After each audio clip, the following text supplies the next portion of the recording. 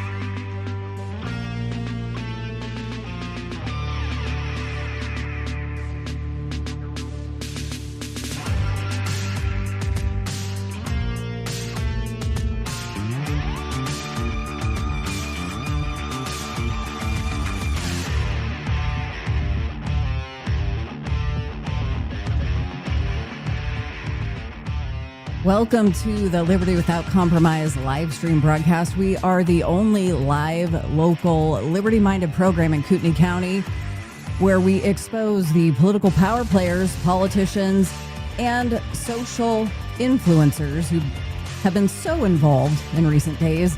We're your hosts, Dan and Dawna Wilson. I'm here to screen your questions and comments tonight and how this is going to work. You are going to get involved in the comment section on whichever platform you're joining. I will be looking those over and we will put them into the queue and address those comments and or questions when it's appropriate.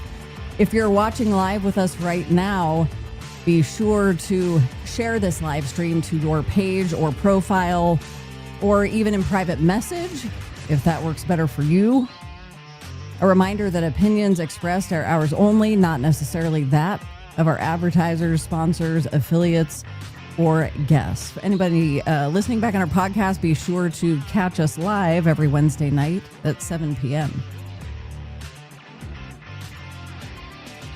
Tonight, we air one of the most important interviews that we've ever recorded to date in light of recent public statements released by Danielle Van Noy, statements detailing unreported sexual abuse during her childhood. Another survivor has now stepped forward. Her story intersects directly with church leadership active during that same time period.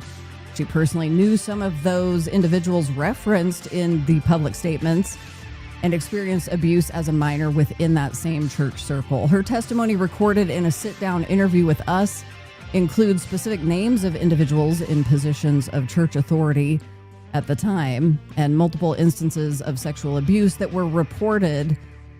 Also, leadership's knowledge of those incidents and the repeated pattern of cover-up that allowed further harm to continue. We will be joining that interview a little bit later in the show. First, we're going to open up with some review of these events in the past week or so. And a reminder, some is a sensitive topic, so we want you to keep that in mind as we continue on tonight. Now, ladies and gentlemen, your host, Dan Wilson. Thank you for joining us this very evening, right before Thanksgiving. Originally, I had intended to talk more about liberty and specifically our heritage. I wanted to talk about the Mayflower Compact, kind of the beginning of our great American heritage. But we have put that off. We will bring it back probably next week. I know most of you won't mind. We've had a lot in the past 6 days that has come our way. And while we usually in the beginning monologue talk a lot about liberty and why we're here, tonight's topic is one of the reasons that Dawna and I are doing what we're doing. After the sheriff's race, we realized, and I say we because we are a united team, we realized that there was a lot going on that still was not being exposed, was not seeing the light. Men loved the darkness rather than the light because their deeds were evil. And we did not realize that a week ago, after this very night, a broadcast, 1 week ago tonight, that when we woke up the next morning, and a few hours into that morning, we would read a post that completely took us back, because we have been talking about Paul Van Noy, pastor of Candlelight Christian Fellowship in Coeur d'Alene, a mega church. We shared, I personally shared my dealings with him, or lack of dealings, during the campaign. You can go back a couple weeks ago to those episodes where you can listen to the leaked audio. Now, I have my beefs with Pastor Paul. I have publicly stated I don't believe that he is fit to be pastor, and I've articulated those reasons why. Many of you have also started to question his authority, his leadership, his arrogance, and many of his character faults that we are seeing. But this was never about anything more than saying that I believe that Paul was untruthful and not fit for leading Candlelight Fellowship.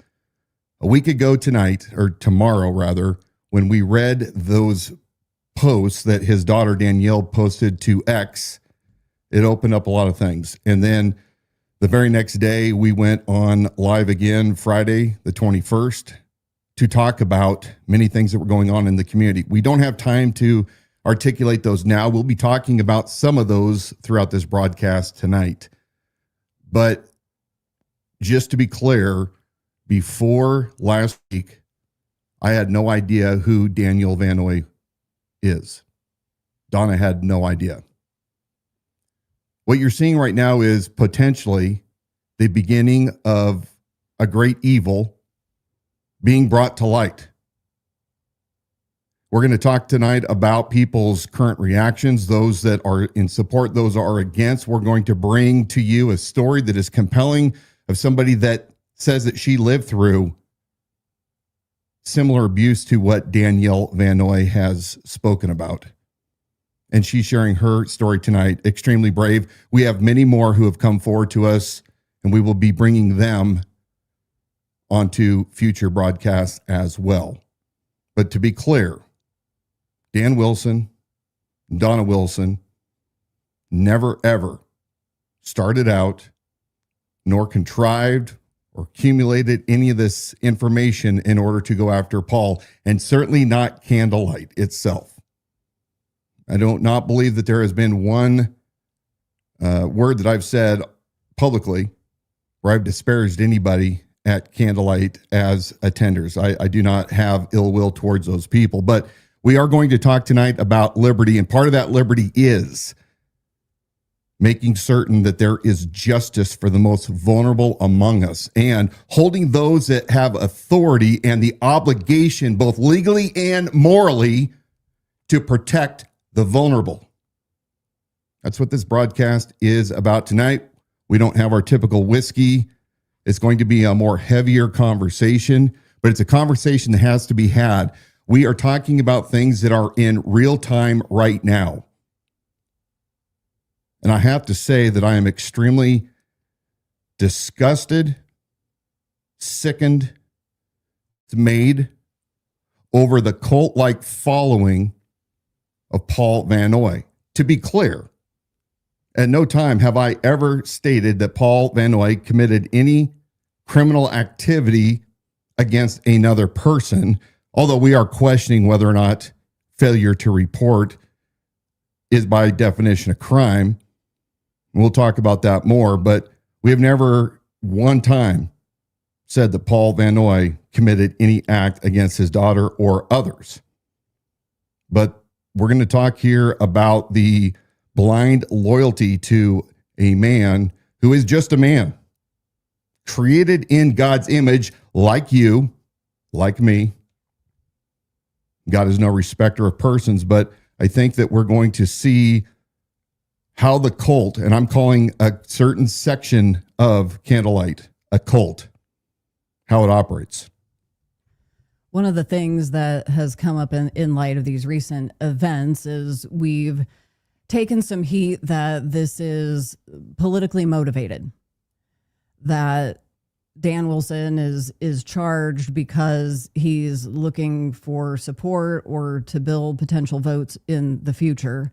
I'd like you, as I'm getting ready to read a statement from the Idaho Sheriff website, which had previously been your campaign website, just go ahead and make address that again with concerns that this is or would be politically motivated. For those of you who have not paid attention or are hearing this for the first time, I am not currently, nor will I be running for sheriff of Kootenai County again in the future. Everything that I say now is 100% out of the pursuit of justice and truth and rooting out bad behavior, evil behavior, and when applicable, illegal behavior in this county. And I see nobody in this community. Everybody wants to talk about politics. They want to talk about what's going on at the national level. They want to regurgitate everything on your X feed that's saying the exact same freaking thing. You live here. What do you know about what is going on right here in your own community? If you don't have your house in order right here, what good is the rest of it? And I don't see anybody at any level talking about the things that affect Kootenai County and our leadership here. Leadership that is bad, leadership that is good. But I'm asking you all out there, if you love liberty like I do, if you are concerned about your community, that you band with me and throw off these labels of conservative and liberal and Republican and Democrat and actually look at us as Americans and those that follow Christ and are of faith. We have also a higher calling. We mix these from time to time and we discuss the genuine separation, but I'm not running again for politics. I'm not running again for the office of sheriff. Everything that we say right here is purely out of love and conviction to do what's right by our people in this county. The previous website that we did for the campaign, the idahosheriff.com, I put that QR code up in the corner of your screen so you can head there. It is important that we have kept this website live as an archive, and we're going to explain why. The Idaho Sheriff website remains online as a historical archive of the 2024 campaign of Dan Wilson for Kootenai County Sheriff. We believe it's important for the public to have long-term access to the records, the broadcasts, and materials that documented became one of the most robust, accessible, and transparent sheriff's campaigns Kootenai County has ever seen. Throughout the campaign, Dan Wilson and the team held weekly live stream broadcasts, hosted numerous town halls, and provided more direct, unfiltered access to a candidate than this county had previously experienced. Wilson answered every question put before him, including those intended to discredit him, and faced an unprecedented level of hostility and ridicule from entrenched political interests. The record of that public engagement remains preserved here so the community can judge for themselves. Although Dan Wilson will not be running for office in the next election, the work did not end with the campaign. What we uncovered and what the public has since witnessed firsthand revealed systematic issues within our county: political corruption, mismanagement, coordinated intimidation efforts, and the disturbing entanglement of certain religious and political power brokers. Those revelations made it clear that our responsibility to this community did not stop at the ballot box. Obviously, for the ongoing coverage, you're joining us here. We continue to do these weekly live streams for the reasons that Dan has so eloquently stated. But the archives are there, the idahosheriff.com.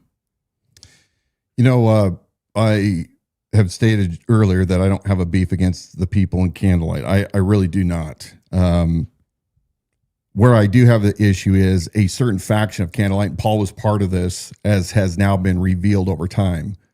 When I came out to run for sheriff in the last month of 2023, it became very obvious over the next 60 days into 2024 that Candlelight members, including Stephanie Fetzer, Aaron and Lucky Barnard, Paul himself, and others at the KCRC, rather than listening to a candidate that actually lives out and believes and had a vision to implement things that many of those people claim on Sunday and in their mission statement to believe in, and yet they went out of their way to, as I've said before, not just be inhospitable, but to try to destroy. And now we are finding out, hindsight being what it is, or revelation that comes in due time, we see that there is definitely a faction inside Candlelight that I'll call evil, and I truly believe they are evil and up to no good.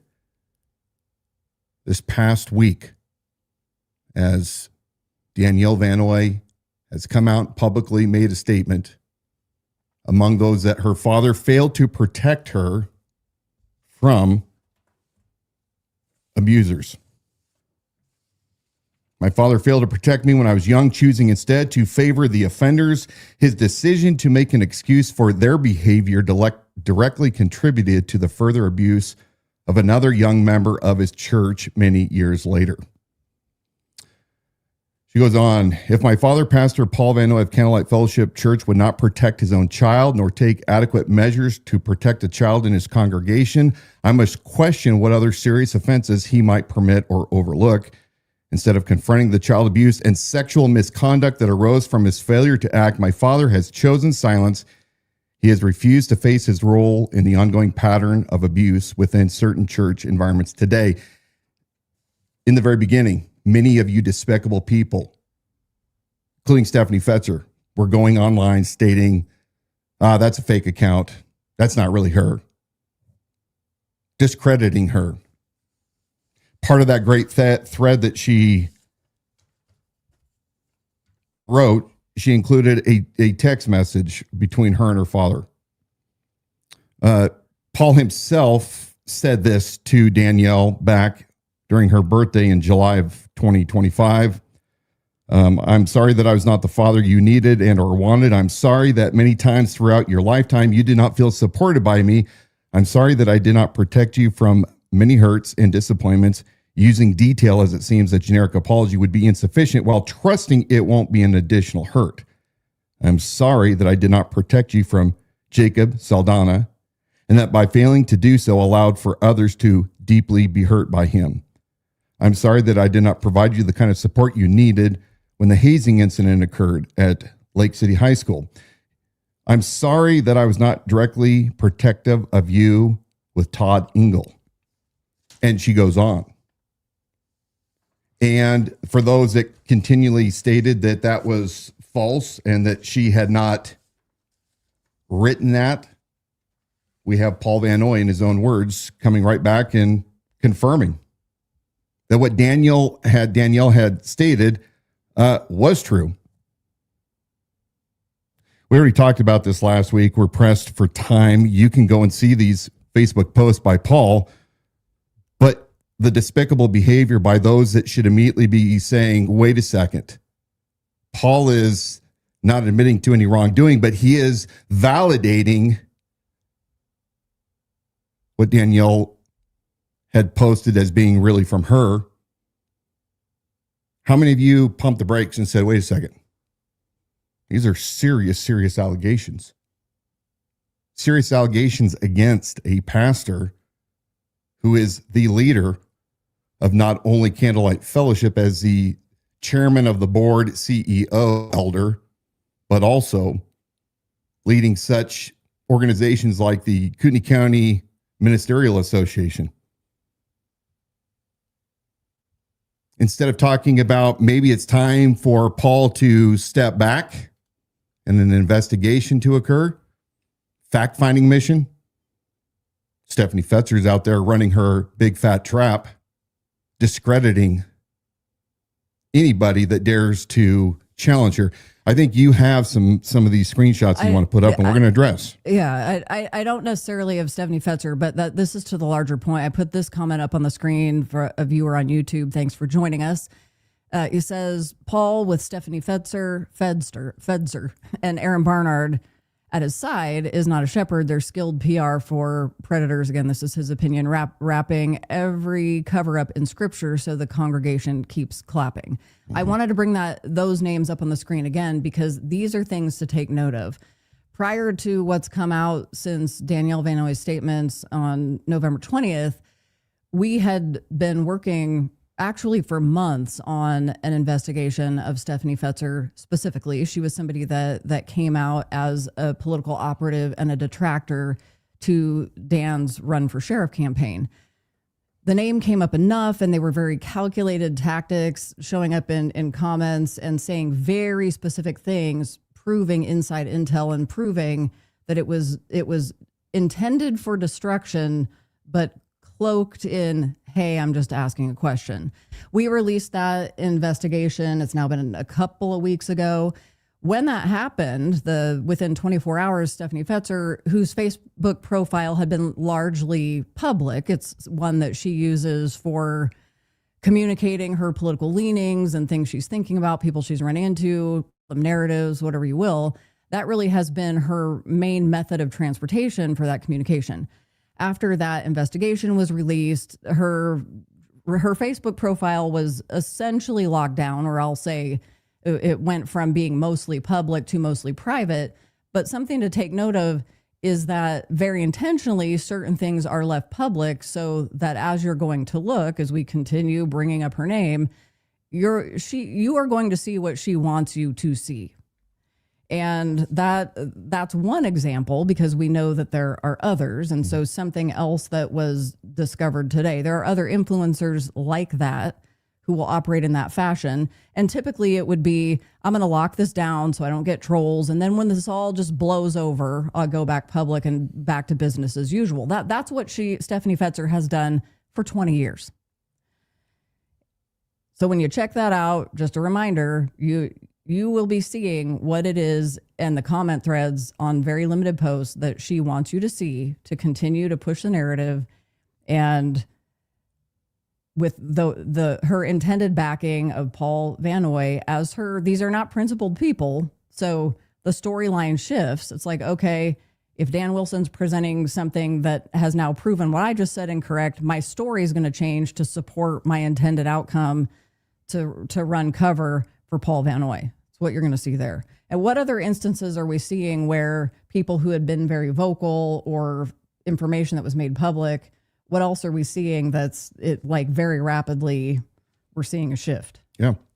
And I think you have some of those screenshots that we can show, but look, we're going to say this again. Danielle came out at this time for a reason. I'm not certain in exactly why she came out. Maybe she was encouraged by the expose that we were doing, not only of Paul Van Noy, but again, Stephanie Fetzer, Aaron and Lucky Barnard, the tattoo parlor artists, Davalou Cummings, the former Homeland Security human trafficking agent that is with Paul all the time. You can go back and listen to her in the undercover tapes that were gifted to us. But these are all people that are continuing to mold a narrative. And so Danielle has the courage to come out. Again, we're not law enforcement. We're not the judicial system. We don't decide who is or who is not guilty. But, what would you think if a teacher in Coeur d'Alene, for those of you that are extremely vocal about the things that have been going on there, what would you think if a teacher was accused of something very publicly? Would we stand for that teacher to remain a teacher without being removed for an investigation? Would we sit and mock and jeer the people that were the victims of that teacher?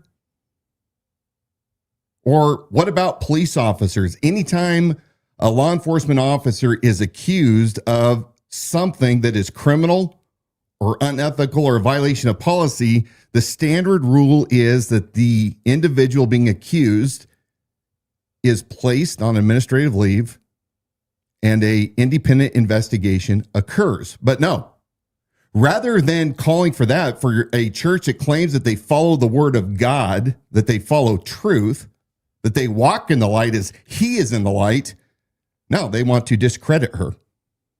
They want to say that it didn't happen, yet Paul indicates in his response that something happened. And yet the elders, to date, I've not heard, they appear to be cowards that haven't started a investigation. We're going to go into organizations here in a few minutes that provide this service. But no, the narrative, if Dan and Dawna weren't out here right now to use our platform to give a alternative, which is, hold on a second. quit discrediting the victim or the person making the claims. I think after another post that came out a few days later, it's pretty obvious that Danielle was sexually assaulted and her father knew this. And it looks like failed to report. And later on, another girl in the congregation or attached, I don't know how, was assaulted. And the same guy that he says, hey, I'm sorry I didn't protect you from, Jacob. My understanding is that he was convicted a few years ago of another sex assault against a minor. You have had people asking Jacob, what's the last name? Saldana. People have wondered, where is he now?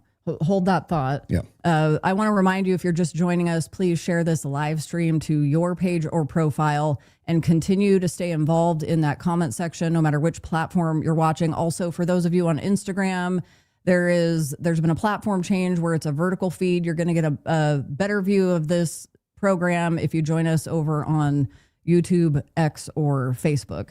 One other thing I wanted to address when we talked about things that from social circles or website that are rapidly changing depending on what it, and it seems like locking things down, hiding. So to finish that I had brought up, what we found today is that on the Candlelight website, they have actually removed their Meet the Team page, which had previously, before hours ago today, been removed. Well, what we know is first is that Sarah Bailey, which is an administrative assistant, I believe, of Paul, she was running her mouth. That's her right there in the red.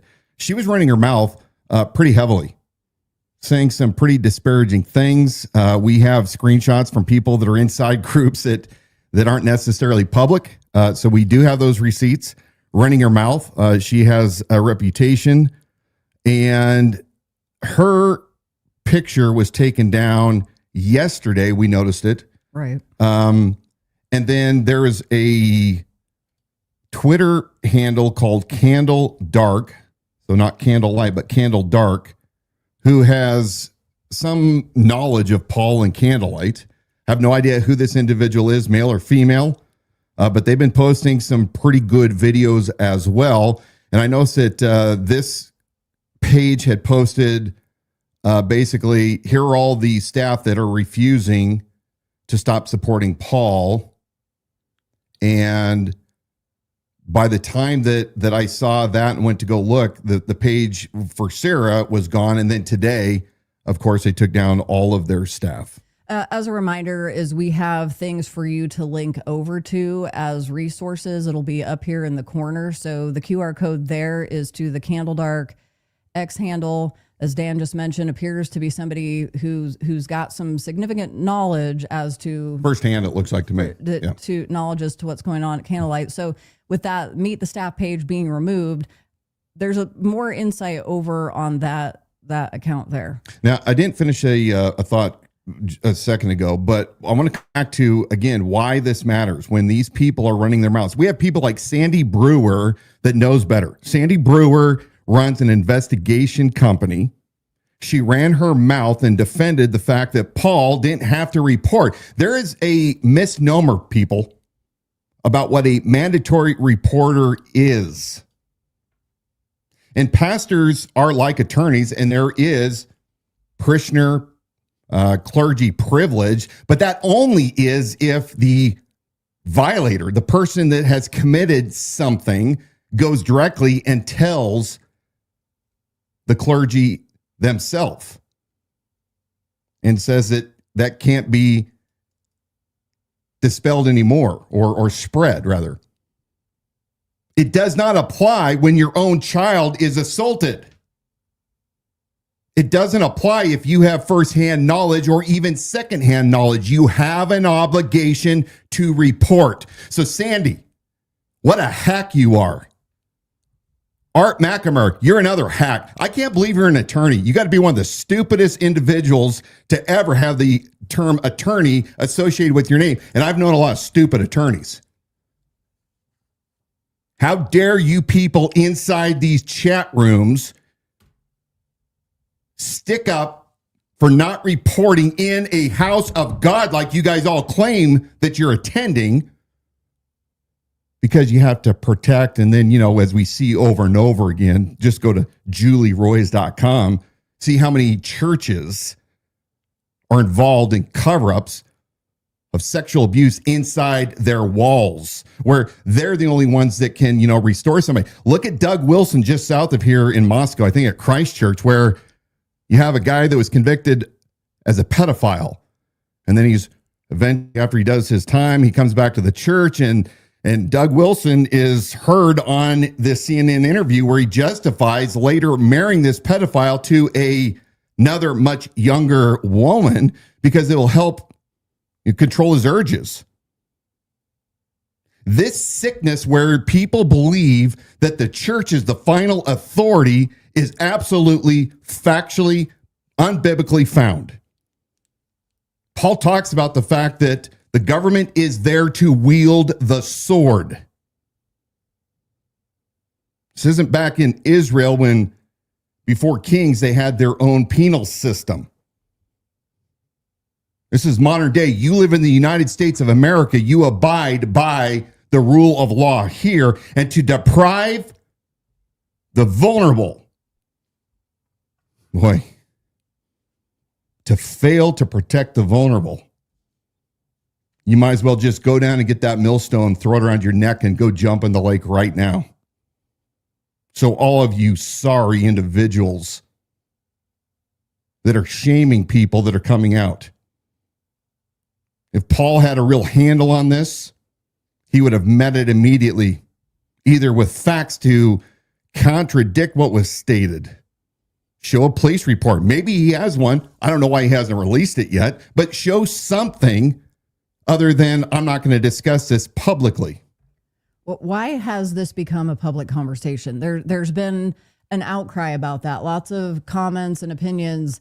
This is something that should be handled between the family, the church, and then and only then law enforcement if necessary, if it's deemed necessary. Why is this now a public conversation? Well, number one, Danielle made it public with her husband. Adults. Number two, my belief is it wasn't handled inside the family. It wasn't handled inside the church. Paul's statement, I failed to protect you. I failed. I wasn't there for you. I mean, Paul's own children that are here locally have a history of bad behavior and run-ins with the law. So this is public now because the church, those inside the walls that had to have known, this isn't an event that was done in a vacuum. There are people that knew about this, and there's no justice. So when there is no justice, this is absolutely the best way to bring this out into the light. And it is public, and it was done specifically for a reason. And maybe just now, what has been in the darkness will be brought into the light. We're going to listen to somebody here coming up that's going to be another example of the failures of Candlelight leadership to act biblically and lawfully.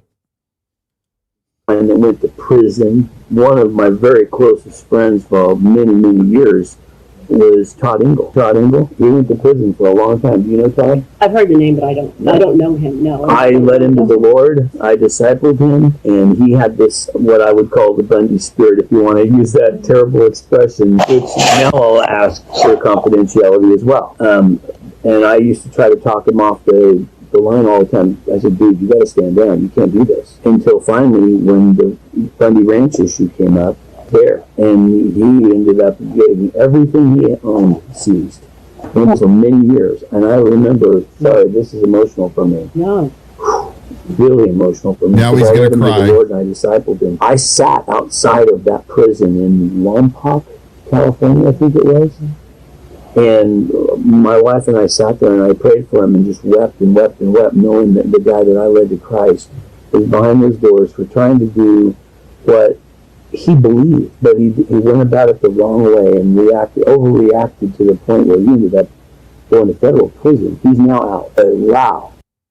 So it's a little hard to hear if you don't have headphones on. This was from that secret recording that took place. And for the full recording, just for authenticity and so that you can dig your heels into it, if you would like to do that, just follow the QR code up there in the corner of your screen. Is my hat blocking it?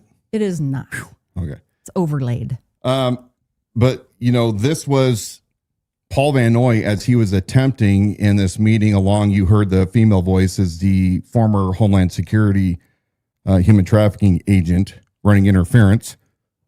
And Paul, and I didn't realize at the time when we heard this that it was going to be relevant to today. We almost cut it because it's like, where is this going? But he wanted to accuse me, having never met me, never come to one of my town halls or, any of my events, wanted to say that he thought I had a Bundy spirit. For those of you that aren't from Idaho, Amon Bundy, the Bundy standoff, Bundy ran for governor, Junior did, Amon himself. And his friend, as Paul is stating, his friend, Todd Engel, he led to the Lord. But, Todd did some things and ended up in trouble because of the Mailer standoff down there in Oregon, went to prison. And Paul's driving all the way down to California in around 2019, 2020, 21, somewhere in there. I don't quite know the timeline. And he's running down there to talk with Todd and to pray and cry for him outside the cyclone fence. Where was his tears for his daughter? He says, I couldn't protect you. I didn't protect you from Todd. My understanding is Danielle's been gone for a while. Danielle is 38 years old, according to what I'm reading.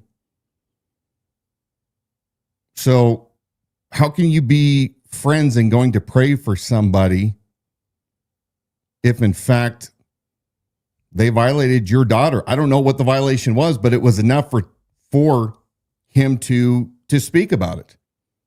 This is what we're dealing with. We're dealing with a sickness, which is protect everybody else in the congregation and my reputation, but at the expense of my children and other pastoral's children.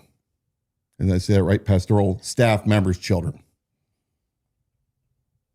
So back to why it's a public conversation, because if you have abuse that's taken place 10 years ago, 15 years ago, 20 years ago, and it was not dealt with in the family or within the church itself, and a failure to report abuse, these types of abuse that are being stated in Danielle Van Noy's statements, and we're going to learn here in a minute where other victims are stepping forward, we're done with that. That's why we're here now. That is why this is now a public conversation, because we are past that point, long past that point. And my belief is that this is only the beginning. What we're hearing about now. The amount of people that have reached out that appear to be very credible. Anybody that would continue to support this current leadership, I have no words.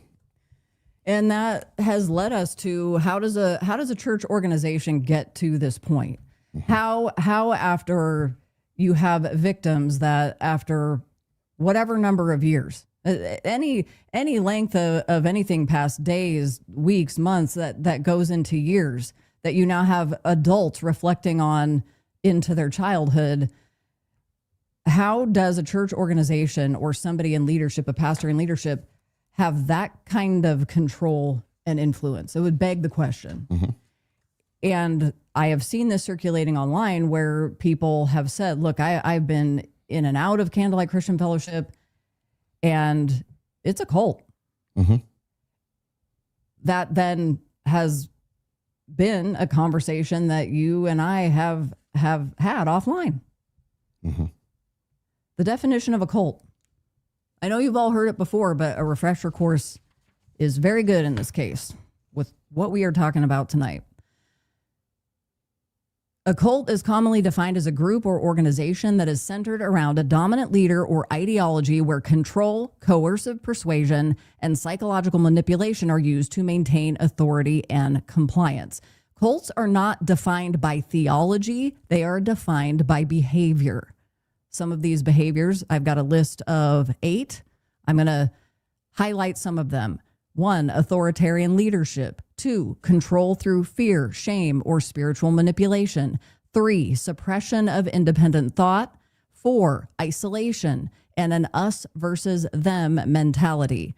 5, coercive control over behavior and personal decisions. 6, protecting the institution over protecting people. That includes reports of abuse, misconduct, or wrongdoing are minimized, denied, covered up, or redirected back onto the victim. Loyalty to leadership takes precedence over truth and justice. And then 7, punishment for noncompliance. 8, double standards for leadership. There's more there. Yeah. Let's show my slide on Candlelight. So you guys can all go to Candlelight Christian Fellowship's website and go to the About Us, go to what they believe so you can read it for yourself. I'm going to read a couple small sections here about what they claim that they believe. And I want to ask those of you who have attended there in the past or there currently or know people if you think that this is currently happening and whether or not you're seeing more of the character that Dawna was talking about, the characteristics of what a cult looks like. Under their mission statement, attributes and responsibilities of elders and deacons. We're going to go to the next page. Thank you. A person holding the office of elder at Candlelight Christian Fellowship is responsible for the spiritual oversight and health of the fellowship. They are called upon to counsel, admonish, and hold accountable the senior pastor as he leads. It goes on. At Candlelight, the pastor serves as chairman of the elder board and serves as one of the elders. He is accountable to the others in the overall ministry. In the process of raising men and women into the place of service and leadership, we desire to follow the specifically designated guidelines as described by the scriptures. Next page, under accountability. Pay real close attention to this. Men in leadership should be men who humbly adhere to counsel and make themselves accountable to fellow believers. No man will ever be great who has not first learned to be a faithful follower. It is of greatest importance to understand that a leader in the body of Christ is a servant to the body of Christ, not a ruler who dictates to and lords over the flock of God. An independent, glory-seeking, power-hungry, and or self-willed spirit must be set aside if one is to be a servant leader to the body of Christ. Because people look to the elders and deacons in the local assembly as examples, it is important that their lifestyle depicts integrity, consistency, and faithfulness. Paul told Timothy to be an example of the believers in word, in conversation, in charity, in spirit, in faith, and in purity. 1 Timothy 4:12. Does that sound like Paul? You know what my answer is several weeks ago when I heard the very things that he was saying, the lies, and not only just the lies in the secret conversation, but the arrogance of a man who says that you have to know how to get to him if you want his attention, that if you want to get his attention, you have to take him out to dinner.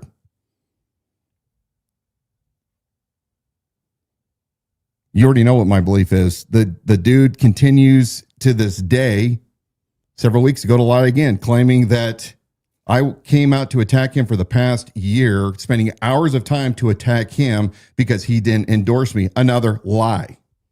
Never asked for your endorsement, never asked for your support. Now, here's how this should have gone.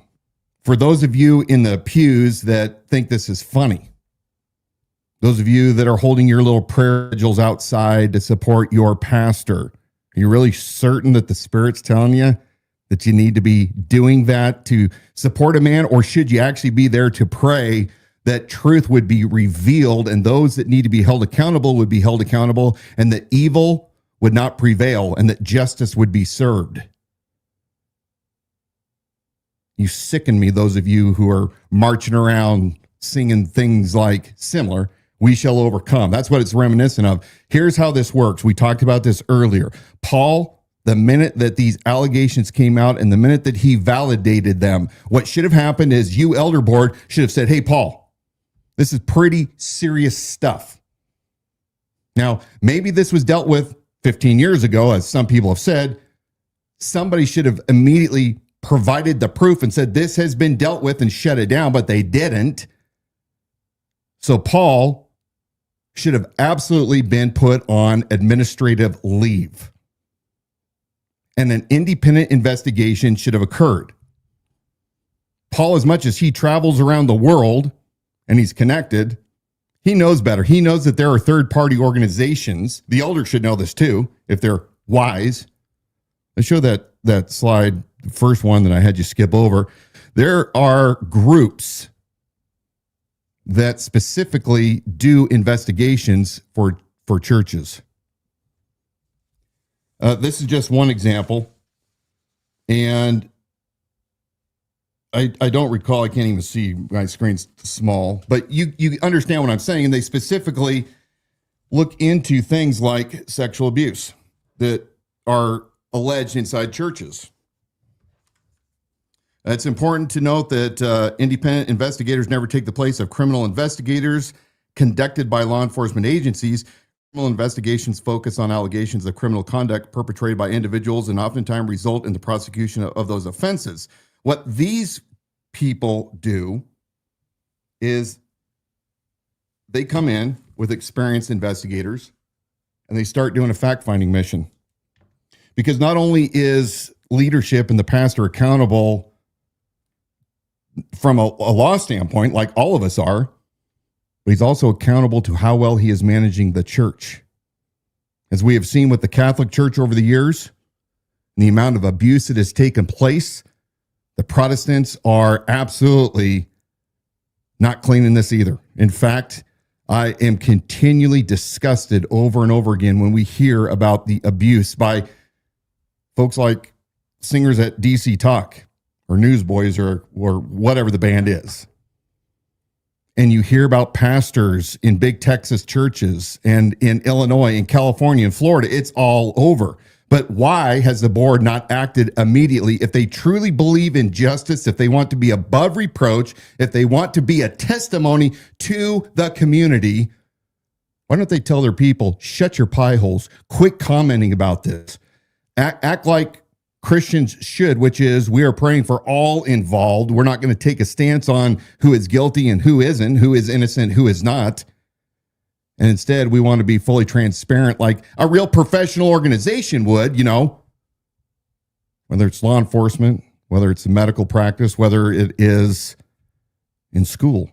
But no, we have people like Matt Smith that think it's awesome that Paul Van Noy got up in the pulpit last week, so 72 hours after Danielle's post dropped, and instead of sitting it out, no, this arrogant individual, this bulletproof dude, decides that he's going to go and preach. And of course, he wrote these notes up, 3 weeks ago, but he calls his daughter, in so many words, his thorn in the flesh. And he jokes about how everybody has a kid that causes them problems. And then you got guys like Matt Smith, burned out old heavy metal guitarist in tight spandex and boots, who wants to come out and he wants to make a big joke about how savage Paul was. This is people inside Paul's own church.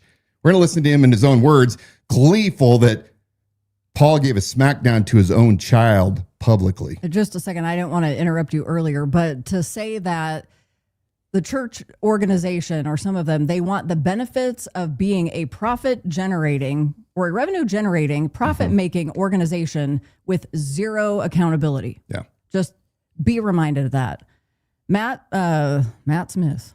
Let's see him. I'm gonna address some of this.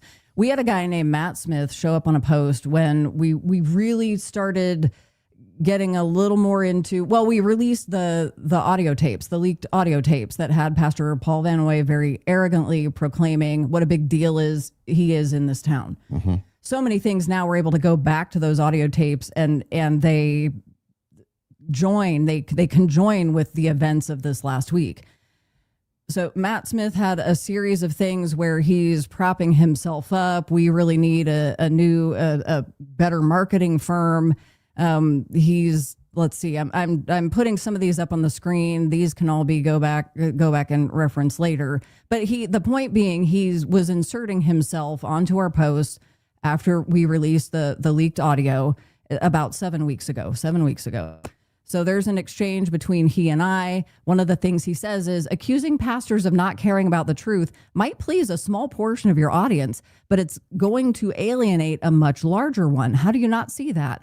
I'm someone who actually watches your content, supports you, and is trying to help you. Yet you double down on this idea of attacking pastors in the name of standing for truth. And he goes on to make an argument that churches aren't Christian organizations. Fast forward to, is this yesterday? 2 days ago? Probably. He comes on to one of our posts as this, after Danielle Van Noy released her statements on November 20th, and he wants to get involved in that argument. He was saying it's pretty obvious what's going on here. It's not really about truth or healing. You're taking a private family tragedy and trying to turn it into a public show trial against Paul. And you've had a problem with him in Candlelight for a long time. And he's trying to give some credit to Danielle's pain, but telling us that we're doing this to specifically exploit Danielle. So more in that exchange there. Not going to read the whole thing.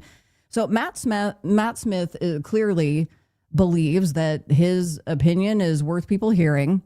He believes enough in our platform to come onto our platform to post his opinions, because I'm not sure where else he would do that and it would get any traction. He proceeds to then post a link to a YouTube video. No comment, just the link.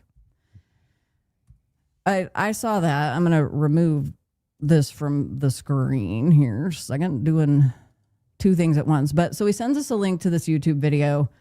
I was like, okay, humor me, Matt. I went ahead and checked it out. He had some interesting comments to make. Initially, I was like, look, I'm not interested in platforming this guy. He doesn't have a valid one of his own, but he is quite opinionated about Danielle Van Noy's statements. Yeah. And then what Pastor Paul Van Noy has then come out to say about that. I don't know why Matt Smith is running interference for Paul Van Noy. It's very odd. I've seen behavior. In fact, we are doing a records request now. We're not going to show it in the video, but he claims that his own son, had threatened death threats against him, and he was notified by Kootenai County Sheriff's Office. But what I wanted to do is, it ties back in with us, that we're just using this to get after the people at Candlelight and Paul, and Daniel just happens to be crutch. Because Paul Van Noy didn't give you an endorsement, and then some of these people at Candlelight didn't vote for you. But it matters. I'm going to go ahead and play this and quit. I'm going to quit talking about it, but I want you to know why we tied these together.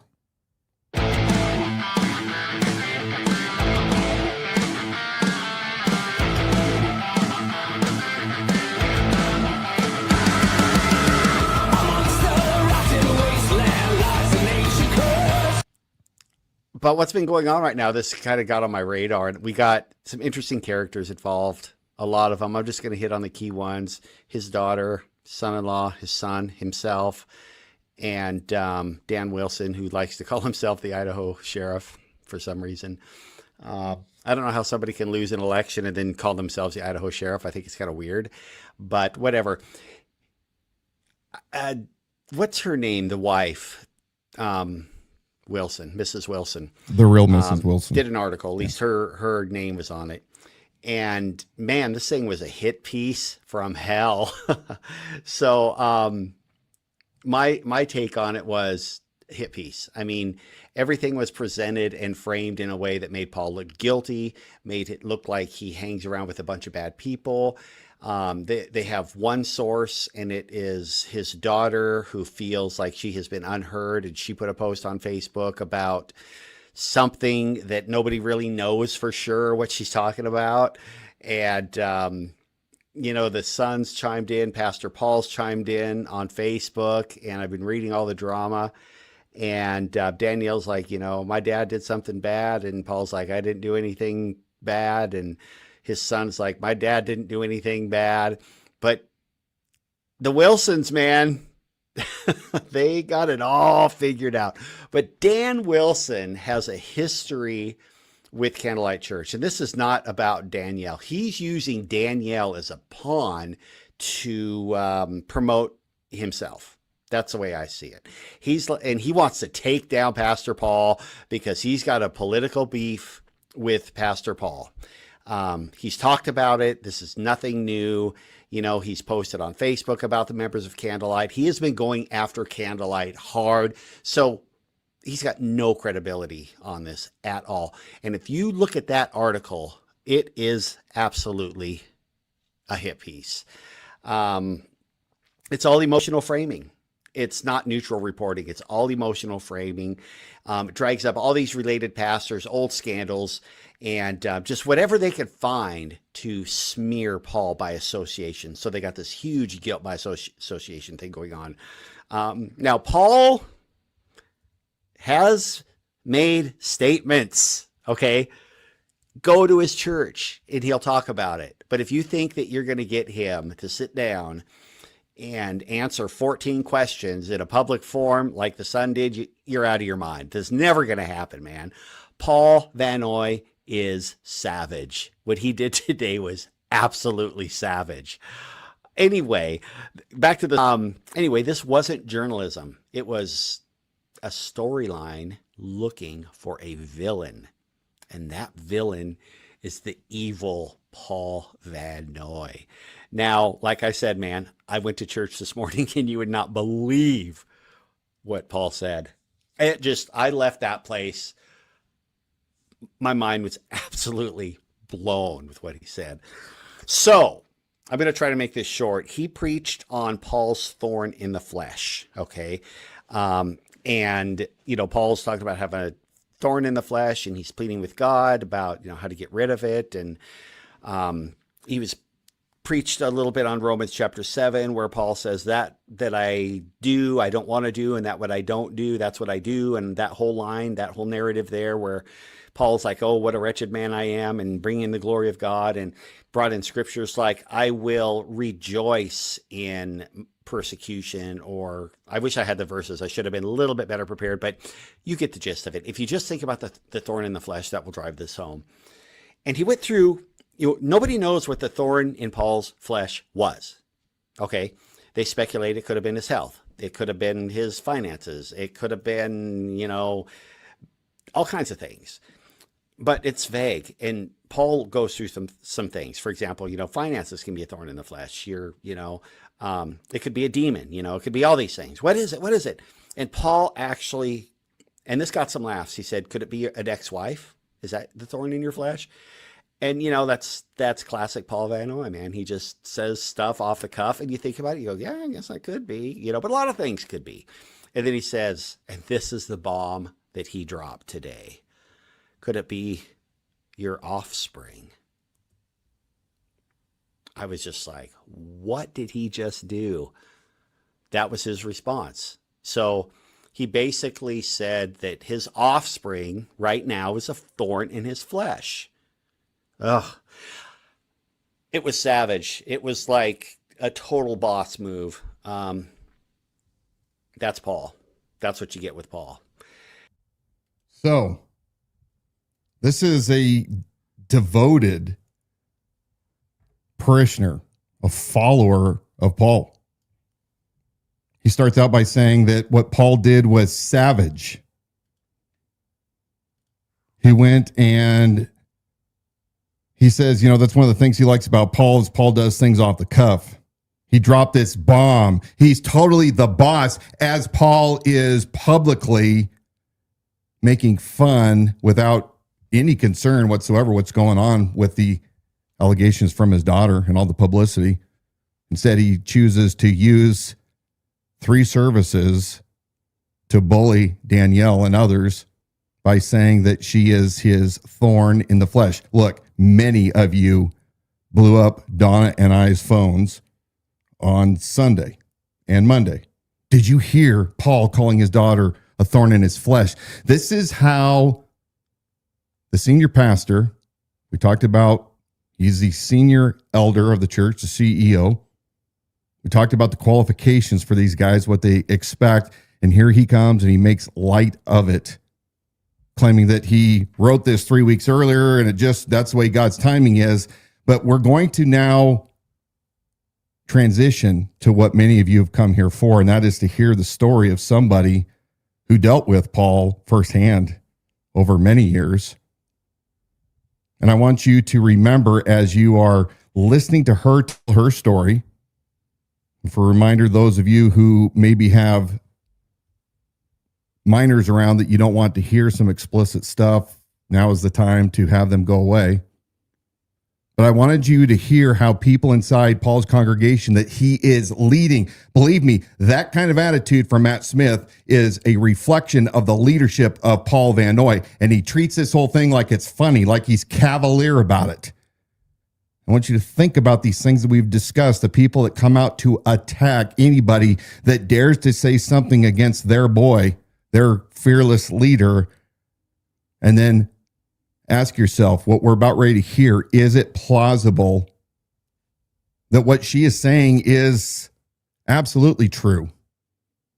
And do you understand how what happened to her, as she tells it in her own words, came to happen?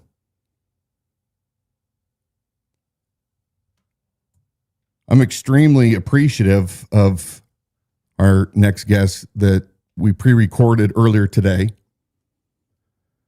who sought us out. We met, we heard her story in far greater detail than what she even says tonight. And I felt so bad afterwards. You and I fought back our tears because of how horrible we felt.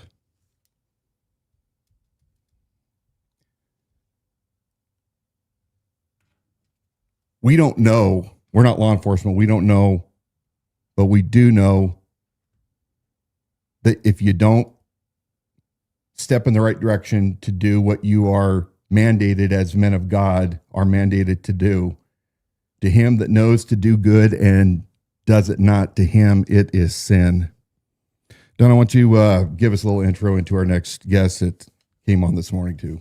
Tonight, we're going to continue a difficult but very necessary conversation. Over the last week, this community has watched a series of revelations unfold, from Danielle's public statement to the response from church leadership to the wave of testimonies that are now emerging from people who we were present during those same years. As many of you know, whenever somebody steps forward with an account of abuse, the cost for that is heavy. It's heavy emotionally, spiritually, and socially. There's been a mix of support and skepticism for Paul Van Noy, along with skepticism and support of Danielle Van Noy. People are still coming forward, which should alone tell you something. Earlier today, Dan and I conducted a pre-recorded interview, as he mentioned, with a woman whose story intersects directly with some of the same church leadership at the center of the current events. She was a minor at the time of her abuse. Her account is detailed, direct, and corroborates key parts of Danielle's story. She also describes several incidents that were known to leadership and covered up for years. We want to be clear before we roll this interview. We are not accusing anyone of a crime. We are giving voice to someone who has lived through what she describes and who now has the courage to speak publicly. And she's not the only one. More are coming forward. What you're about to hear may be difficult, some of it graphic. It may also bring clarity, especially for those who have been told that this is exaggerated or not that bad or legally irrelevant. This testimony stands on its own. And with that, we're going to transition. Okay. All happy to introduce you, Alyssa. Thank you so much for coming forward to tell your story. Dawna and I listened to your story. We were taken back. We grieved as we talked later on between us. But I want to thank you for coming forward and being brave, being courageous to finally start shedding light on something that has for far too long been in the dark. And as we have this conversation, I don't know where it's ultimately going to go, but I believe that the Lord will guide us into complete light and truth. So thank you so much for coming on today. Yes, of course, absolutely. So tell us a little bit about your background. Where are you from originally? Where'd you grow up? I was born here in Coeur d'Alene, kind of been a native, moved around. My family lived in Panama for a little while. I moved to the Philippines, moved to, like I said, Panama, just back and forth, but always came here. It was always home. And your relationship with Candlelight Church started when? Back in the beginning, when they were just teeny tiny. I remember being in like almost a warehouse, like a strip mall, and then moving to Lancaster, and then moving to the bigger church. How old were you when this started? When you first started at Candlelight? Do you remember? I'd say 12 or 13. So you were still in junior high. Yeah. Okay. So tell us a little bit about your family and your background, and kind of you shared with us when we spoke kind of about your family dynamic. So when I was 13, my mom married my stepdad, Pastor Eric Thompson, and he was the worship leader at Candlelight. We were a homeschooling family, a large family. There's 11 of us total, all girls and one boy. We entered the church. He became the worship leader. My mom served in the worship band. We just kind of were integrated from the very beginning. So you guys were around Pastor Paul and his family quite a bit. Yes, absolutely. How well did you know their family? I knew Pastor Paul and his wife more than I knew his kids. Danielle and I were almost the same age, so we, like pastors' daughters do, we kind of crossed paths, we kind of joined the same activities, youth group and things like that. But I couldn't say that we were like super close, but we were definitely known in the church as the pastor's daughters. So your mom was remarried. She married a man who became the worship pastor for Candlelight when Candlelight was still a pretty small, brand new church. That's correct. Yeah. So talk about your story. We've heard it, but I just want you to go ahead and start sharing the way you feel comfortable to tell your story as much detail as you want to. And we'll probably interject with questions here and there and ask maybe some clarifying questions, but I want you to feel free to just start explaining your story in your own words. I think I'm going to jump in here for just a second. I think it might be helpful if you start with where you currently you intersected with Danielle Van Noy when she chose to release a statement just back on November 20th, and just correct any details like that that I might not get. And maybe start with that, where there was an intersection there and you reached out to her. And I think that maybe is a good launching point to where you continue. Yes, absolutely. I happened to come by the post about Danielle speaking out about the abuse that happened to her, the hidden shame and hidden sins in the church. And I reached out to her with a full heart, just loving kindness. And I said, hey, listen, I understand where you're at. I've been there. This is what happened to me. And she actually replied with, I knew that was happening to you because my dad, the pastor of the church, told me. And I said, I didn't know anyone else knew. I didn't know someone else knew. And then the conversation became, these people are really helping me to share my story. And so I reached out to you guys. Thank you for helping set this up. And Dawna, thank you for bringing this forward. Now, as you, in your own words, you said that you and Danielle were chatting, and Danielle said she knew about it. What was it that she knew about? Well, as my stepdad, Eric Thompson, Reverend Eric Thompson is what he called himself, he struggled with his emotions towards me from the time I was 12 or 13. There was many times when my younger brother and sister would call him dad. And at one point I referred to him as dad. And I remember driving down the freeway and we're in the car and he says, "No, don't call me that." And I was like, "Okay, why not?" And he said, "Well, it's not appropriate."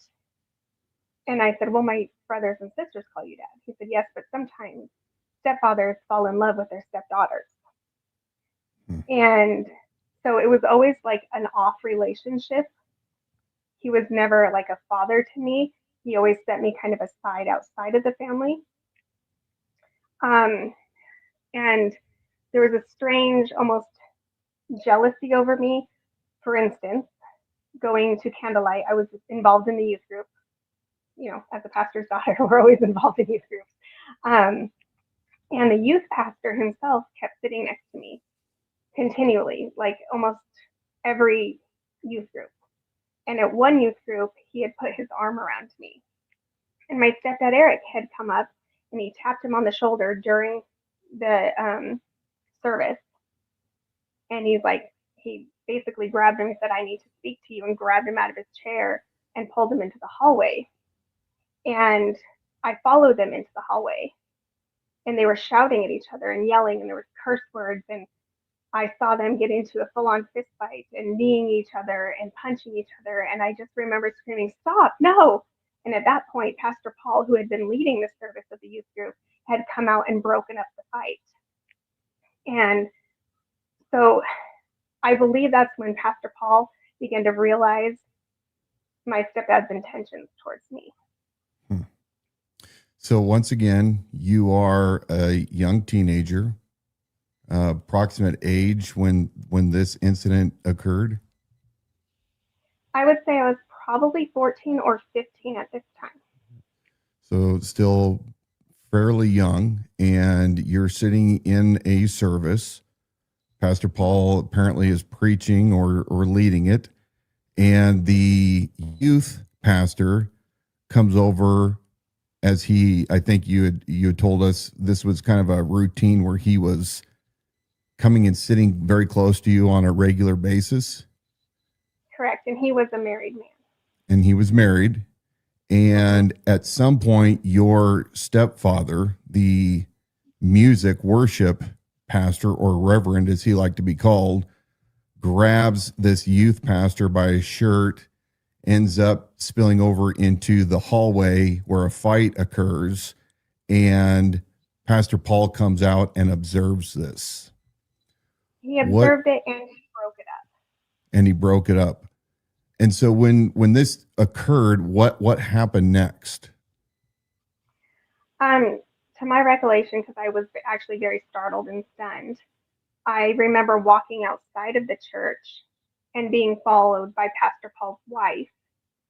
And Pastor Paul's wife was trying to convince me to come stay the night at their house, that everything was too chaotic to return to my own house, that I needed to be with them. And I ended up saying no. My mom had come out, she got involved, and she also refused to let me spend the night at their house. I don't know what the intention was there. That was just the memory I have of it. Nothing ever came. No one questioned me. Nobody asked me anything. Nothing happened. Everybody was just like fine after that. But when they got into the scuffle, your stepfather grabbed this youth pastor. Let's dive into that a little more. We had this discussion when we met, and there's a lot more into why you believe that scuffle actually took place. Well, I remember my stepdad, when he pulled him out of the sanctuary, he had said, "Shouldn't you be sitting with your wife?" And then they had dragged out. My stepdad, which is hard to call him dad. I always called him Eric. Like I said, he refused to let me call him dad. Eric had this weird jealousy over me, and it was very apparent in our family. It affected the family dynamics, basically. There was comments made. There was inappropriate, I guess, actions towards me. So, for instance, sometimes he would treat me as a daughter, and he would say, well, it's because I'm a father. I'm your father. But other times it would be, no, I'm not your father. I'm Eric. So putting kids to bed, he would scratch everybody's backs. And one day my mom walked in and his hand was up my shirt, except it was on the front side of my shirt. And my mom walked in, she took one look, she turned around and walked away. And he quickly followed her out of the room. And about 5 minutes later returned. And I said, am I in trouble? What was that about? Like, is mom mad at me? And I was about 13 or 14 at this time. And he's like, no, your mom just thought she saw something she didn't see. And this continued through my teenage years until I was about 17, when my mom caught him going through my laundry and pulling my undergarments out of the laundry. And after that, my mom was very distant towards me. And I just wanted to be understood that she was an abused woman. There was a lot of mental manipulation there. And he came forward after he was found pulling my undergarments out of the laundry. He came forward to my mom and to Pastor Paul and said, I need you to pray for me. I need you to pray against the demons in my head. They're making me fall in love with Alyssa. And that created such a rift in my family, where I was kicked out of the house on my 18th birthday because my mom was trying to protect the family and protect her marriage. But he did come forward to the church. He did ask for prayer for that. And nobody did anything. When you say nobody did anything, do you mean that they did not report him and his actions to the authorities, that they left him as the music pastor? What does that mean in your words? Well, nobody reached out to me to make sure I was okay, which I wasn't. I wasn't okay. Nobody reported him. Everybody continued life. Like, that's what you're supposed to do. He has an issue, you remove the issue, and I was apparently the issue. Did he continue in an area of service in Candlelight Church at that time? Once you realized it was a known issue that had been brought forward, was he still in a place of leadership at all? I believe so, yes. He was still involved with that church. Do you remember approximately what year or years this would have been?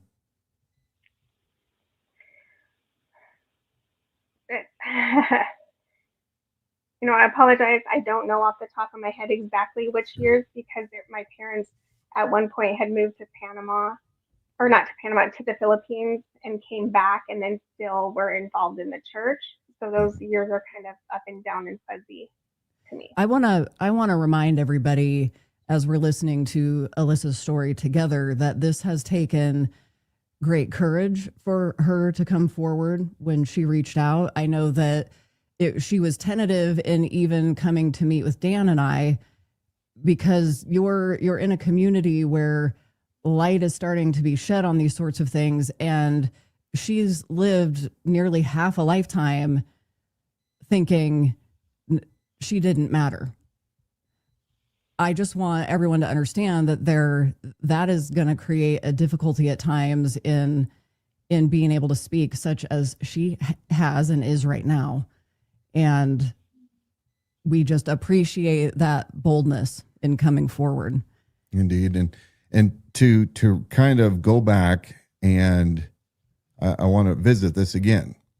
You are a stepdaughter. Your mother marries this man named Eric, who is a music pastor at Candlelight.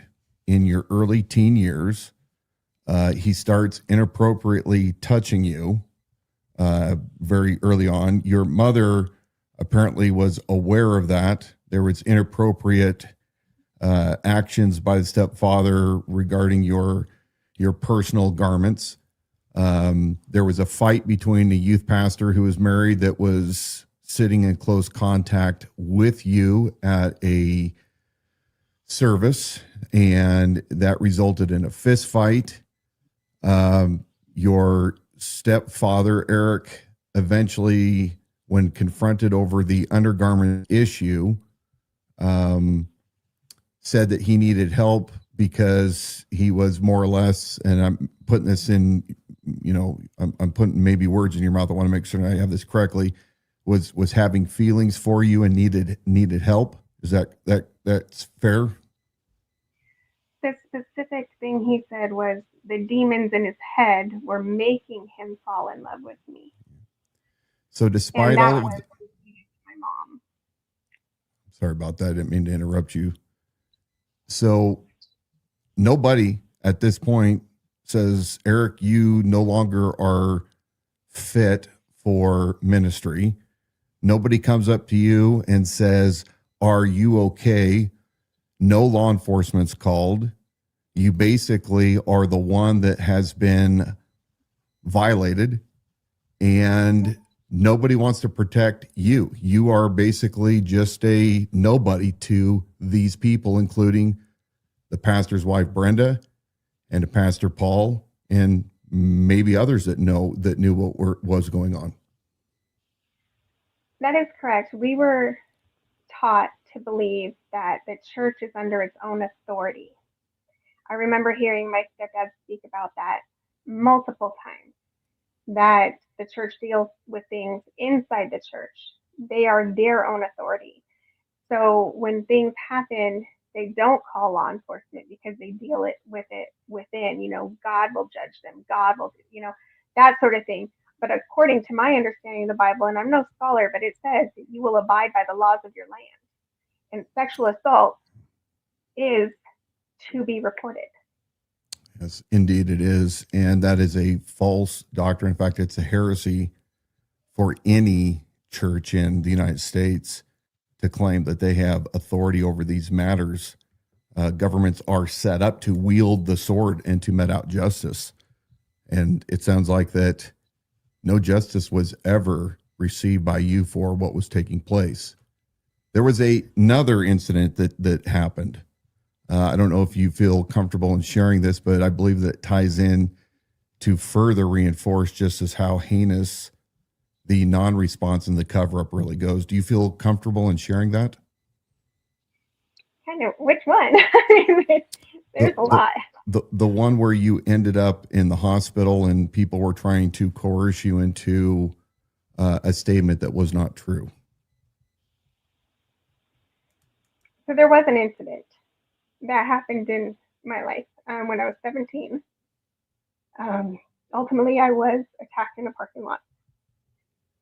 And I was taken to the hospital. And then several days later, I would say more than a week, I was taken to the police department to give my statement. And my parents had called Pastor Paul, but I can't remember if he didn't show up or if he was unavailable, but Pastor Steve Cooney showed up. And there was a lot of pressure on me to basically not say anything, to not speak out, to not get, they were telling me that it was something I was hiding. Like I had a secret boyfriend. I had this going on. I had, I knew the person. I set it up.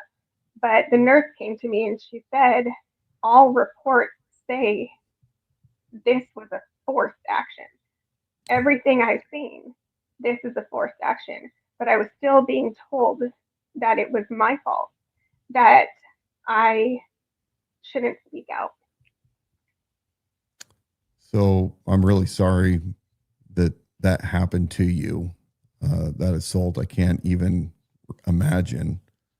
You are assaulted. You are taken to a hospital soon after that assault, it sounds like. Directly after, yes. And you're examined there by emergency room doctors. And go ahead.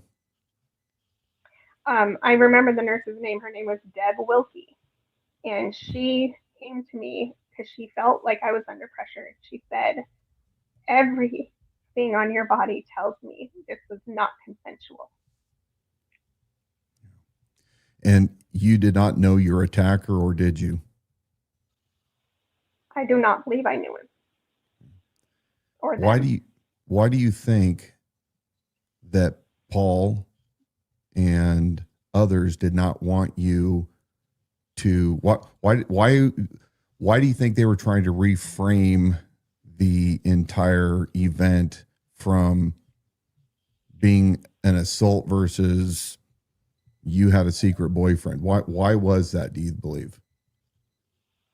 You know, I've racked my mind for many years on that. I don't know. I've never figured out an answer. I've gone through everything in my mind of maybe it's because my stepdad's the worship pastor. They don't want people to know about this. They don't want people to coddle me. They don't want attention on me.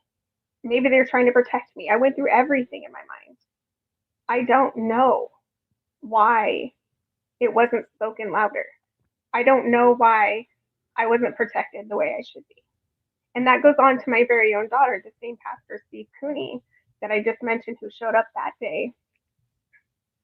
When I got married and we were involved in the church, we decided to become missionaries, my husband and I.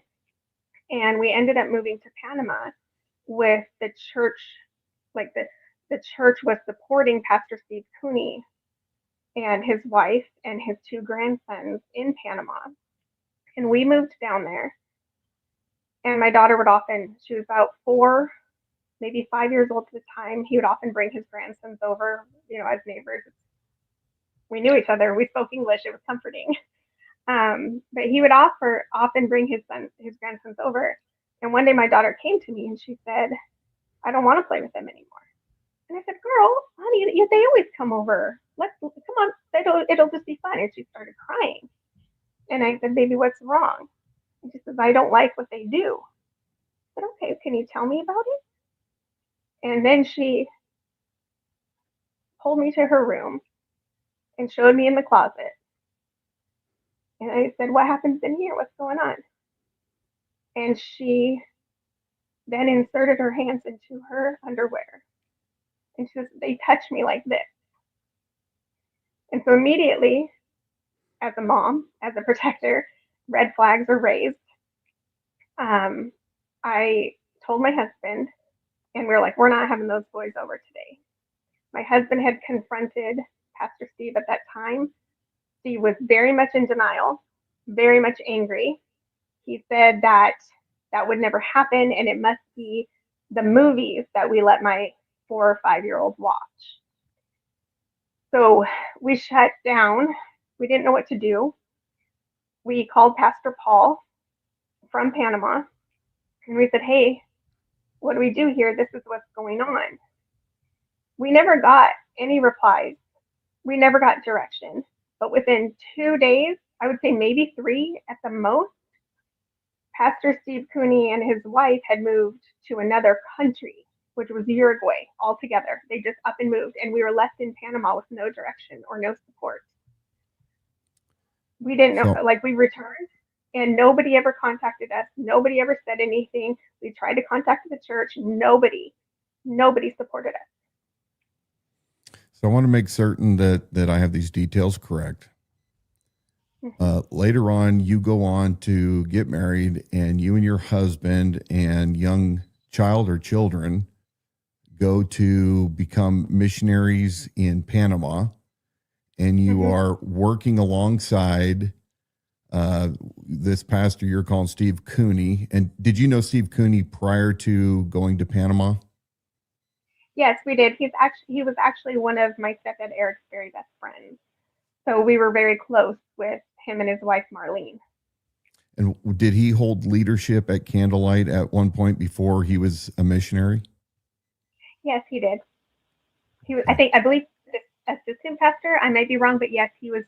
Every Sunday he would get on stage and read the Psalms before the service started. Okay. So you guys are co-laboring together in Panama as missionaries, supported by Candlelight. Is that correct? We personally were not supported by Candlelight. We kind of felt the call of God and had the financial means to support ourselves while we were there. But Candlelight was very aware of us wanting to work alongside Steve and Marlene. We actually lived in what he would call apartments, but to the church, but they were actually condos on the ocean. But we lived just maybe a hallway or two down from them. And do you know, were then the Coonies supported missionaries there? Were they receiving financial support or donations from Candlelight, or would be considered that their home church, or how was that structured? And you may or may not know the answer to that. I do believe it was their home church. I do believe they were raising support because they went down there before us. And when Pastor Steve Cooney came back and he spoke to the church, he spoke about all their work, so I believe they were raising funds by him speaking there. But when we got down there, it was very much not like what he described. It was not, they weren't living in poverty. They weren't living among the people. They weren't, co-laboring with them. They were living probably 40 minutes from the nearest town on the ocean in a resort. Did you observe them doing missions type work at all in that time frame when you were there with them? I can think of one time in the months we were down there that they visited an orphanage. They were trying to get my husband to do some construction work on the orphanage, but I could tell by the conversation and the dynamics that these leaders at the orphanage did not know him from before that day. And how then would that differentiate from what he was reporting back? As you mentioned, if he would come back to the States, speak at Candlelight, do you know then the differences between what he was sharing was happening versus what you observed was happening?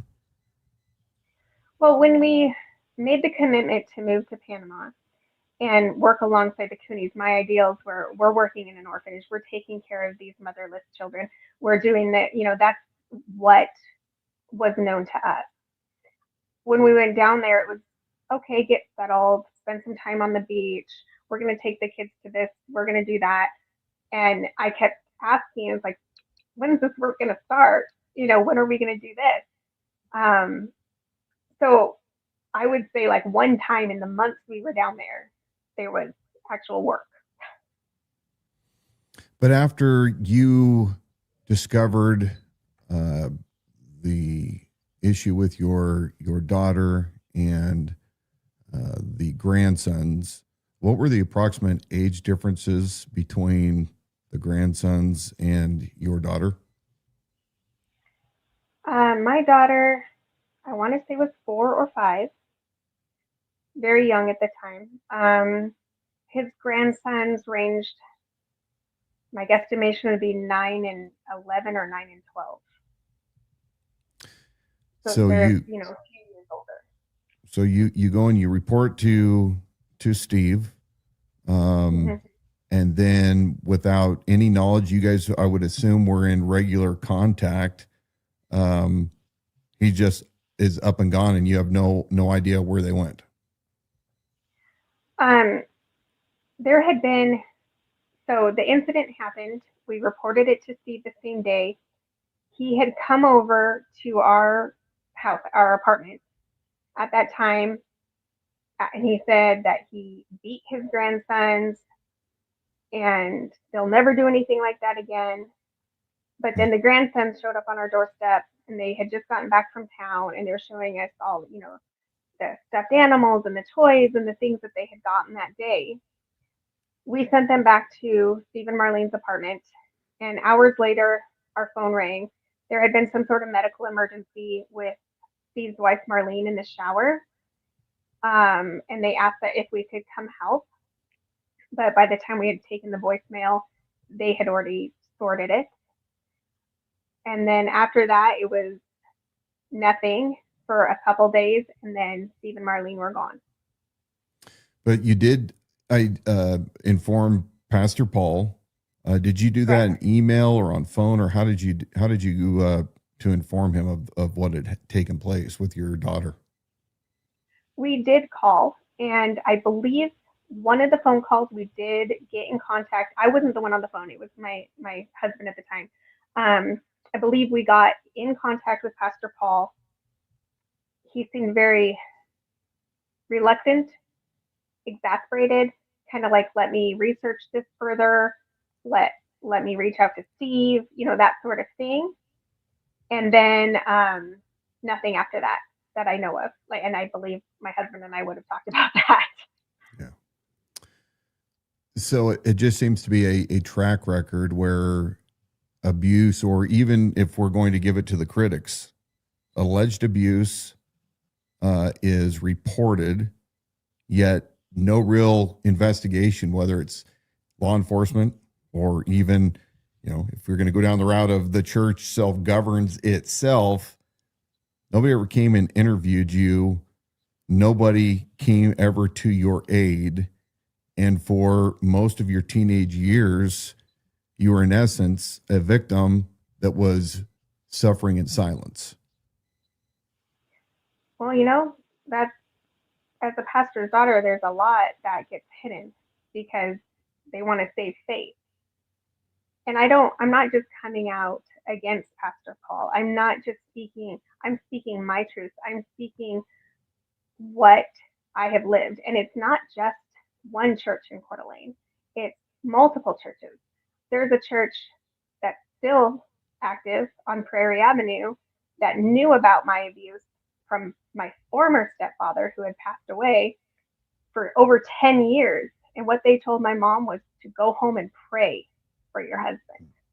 But nobody stepped forward. Nobody protected me.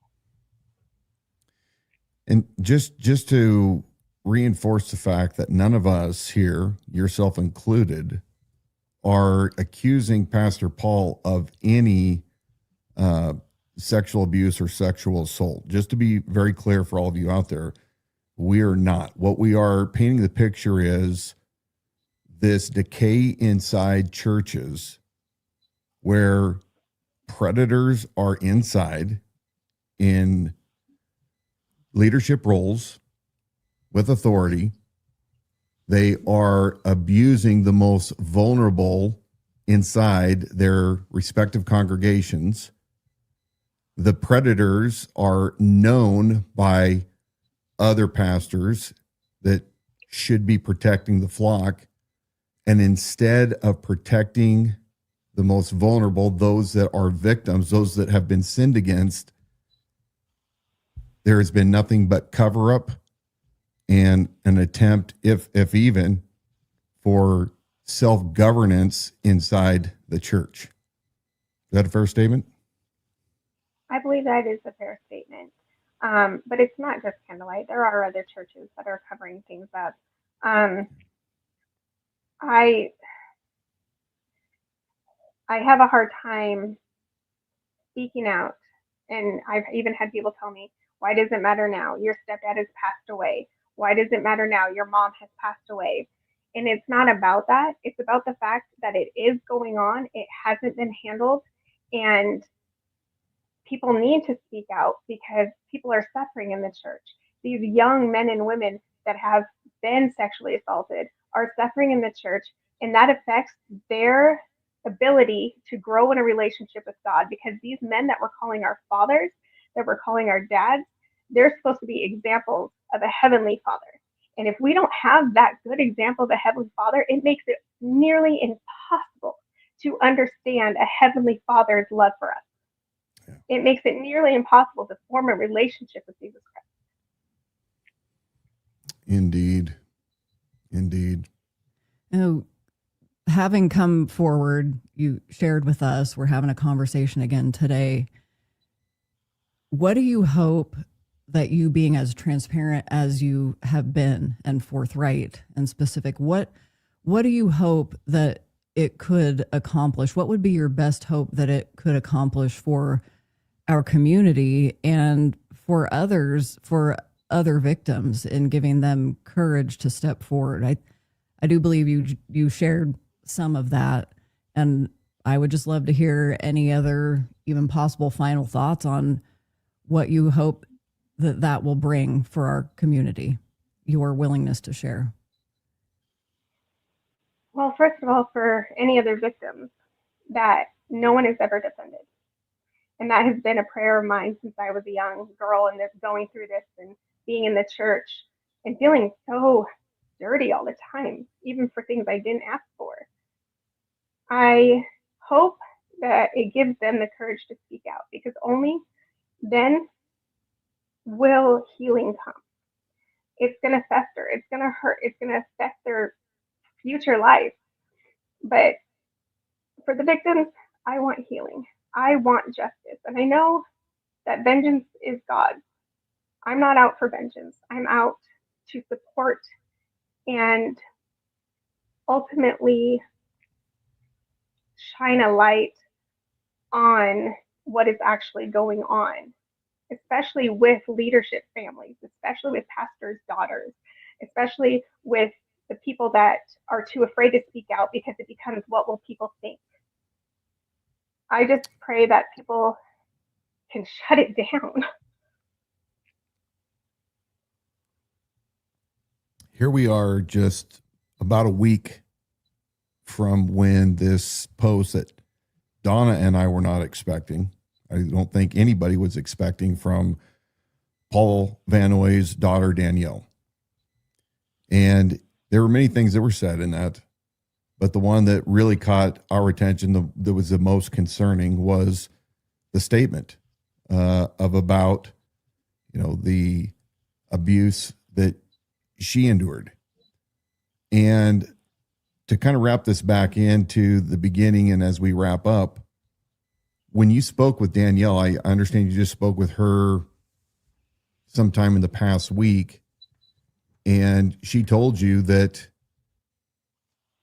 her parents, her dad, Pastor Paul, they knew what was happening to you, and you were shocked.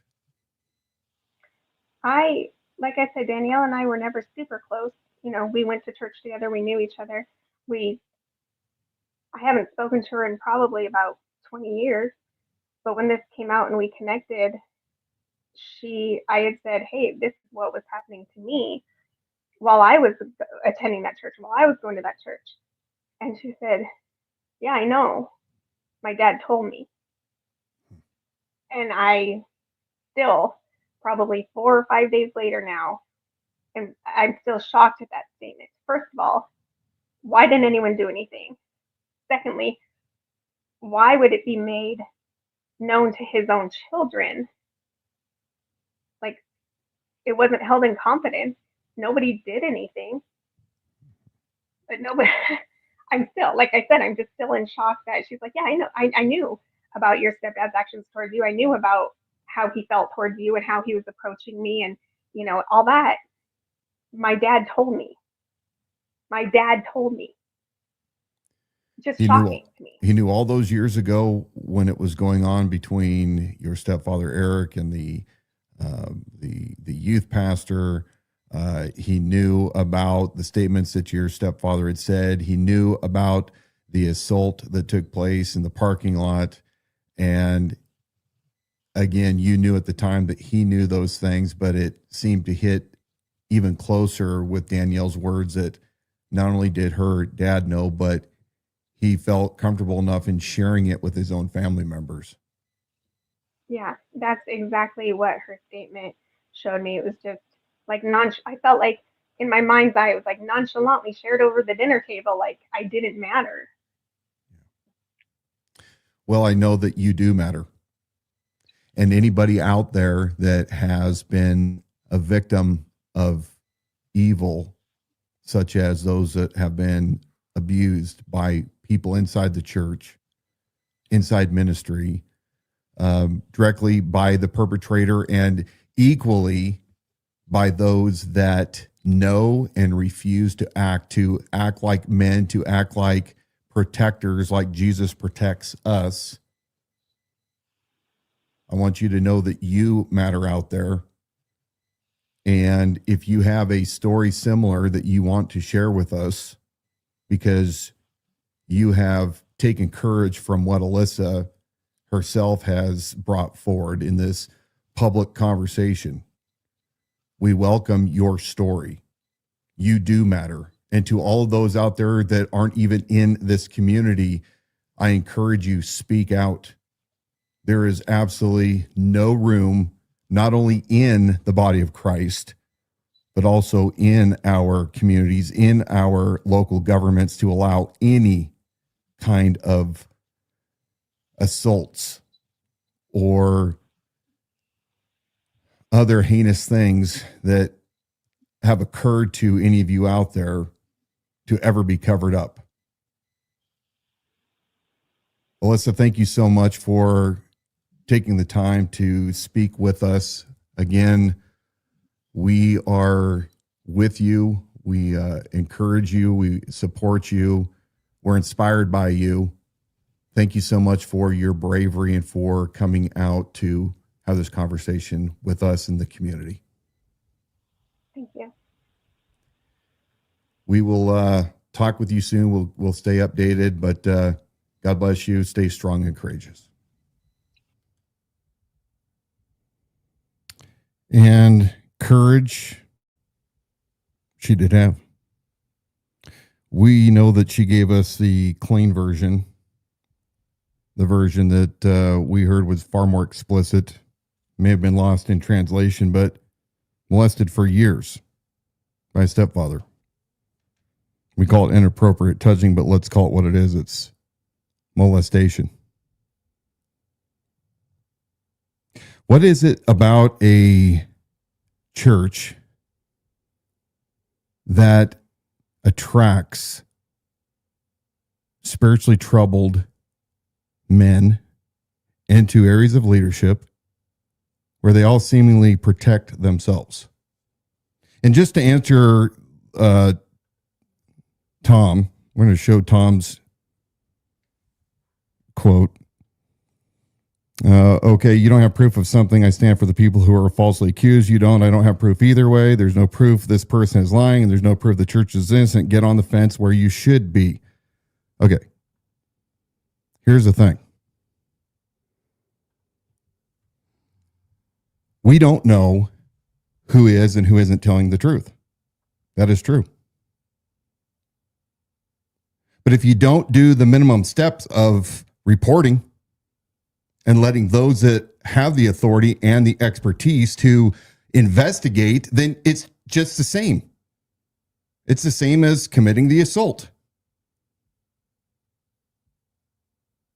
But we'll never know whether it was true or it wasn't, because the men that should have reported, the mothers, what is wrong with the mothers? They're acting like we lived back in the early 1900s, and women were still, bound up to a chain in the house, and, no women's rights. And where are the mothers? You saw the mother was, according to Alyssa, jealous of the relationship that her stepfather was inappropriately giving to her, turned her blind eye to the assault that took place, and eventually kicked her out.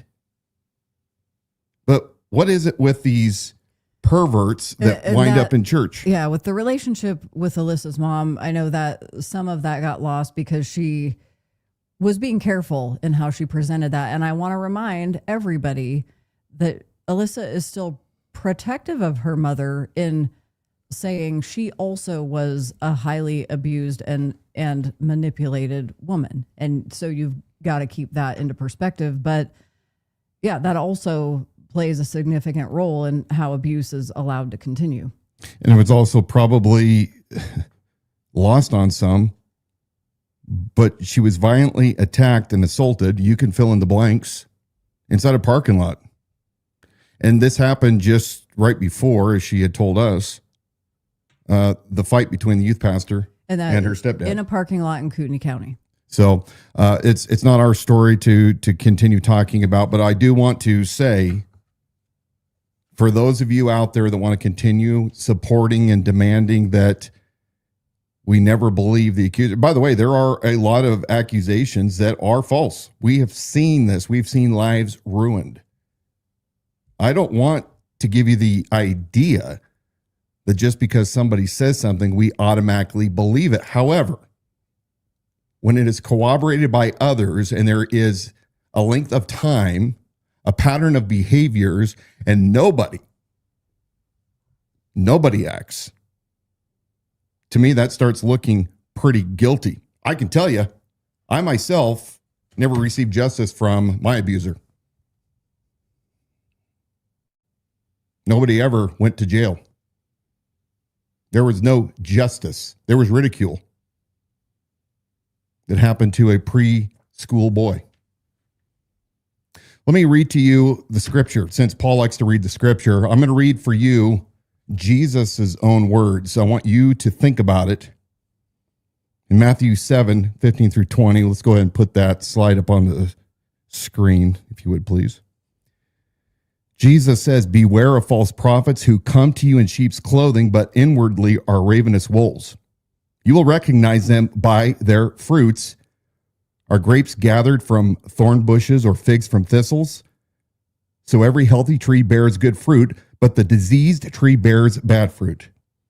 A healthy tree cannot bear bad fruit, nor can a diseased tree bear good fruit.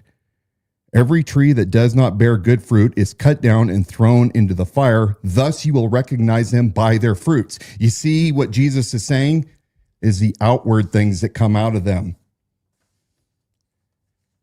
They're known by these fruits. Galatians 5:16-24. "But I say, walk by the Spirit, and you will not gratify the desires of the flesh, for the desires of the flesh are against the Spirit, and the desires of the Spirit are against the flesh. For these are opposed to each other to keep you from doing the things you want to do. But if you are led by the Spirit, you are not under the law. Now the works of the flesh are evident: sexual immorality, impurity, sensuality, idolatry, sorcery, enmity, strife, jealousy, fits of anger, rivalries, dissensions, divisions, envy, drunkenness, orgies, and things like these. I warn you, as I warned you before, that those who do such things will not inherit the kingdom of God.